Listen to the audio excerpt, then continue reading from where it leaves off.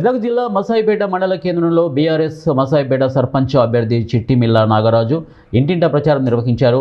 వారు మాట్లాడుతూ గత ప్రభుత్వంలో కేసీఆర్ చేసిన పనులు ప్రజల ముందు ఉన్నాయి అన్నారు. 6 గ్యారెంటీలలో ఒక గ్యారెంటీ కూడా సరిగ్గా అమలు కాలేదని, వాగ్దానాలు చేయడం వరకే కాంగ్రెస్ పార్టీ పరిమితమైందని ఎద్దేవా చేశారు.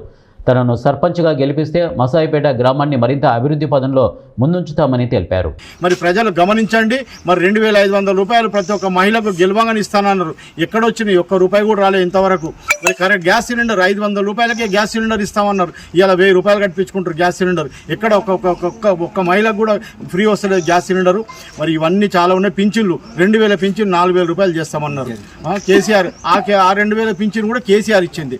200 రూపాయలు ఉండే కాంగ్రెస్ ప్రభుత్వం దీపేటప్పటికి 200. మన తెలంగాణ వచ్చిన తర్వాత కేసీఆర్ 1000 రూపాయలు చేసిండు. రెండోసారి చేసి 2000 రూపాయలు చేసిండు. ఆ 2000తో ఇవాళ ముసలోళ్ళందరూ ఇవాళ కొడుకులు చూసినా చూడకున్నా వాళ్ళు ఆ 2000తో ఇవాళ నా పెద్ద కొడుకు కేసీఆర్ అని చెప్పుకొని మరి ఇవాళ వాళ్ళు ఏదో మన బతుకుతా ఉన్నారు వాళ్ళు. మరి ఆ 2000 4000 రూపాయలు ఇస్తానంటే ప్రజలంతా నమ్మి ఓట్లు వేసిరు వాళ్ళకు. కాంగ్రెస్ పార్టీకి ఓట్లు వేస్తాం. మరి 2 సంవత్సరాల నుంచి ₹1 కూడా లేదు. వాళ్ళకి మోసం చేస్తూ ఉన్నారు. మరి ఇవన్నీ గమనించండి.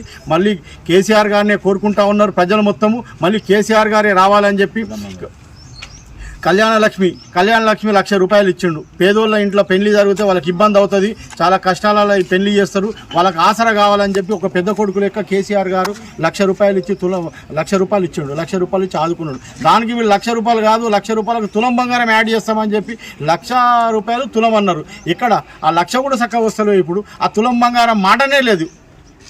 ఇవన్నీ ఉన్నాయి. మన కిట్టు చిన్నపిల్లలు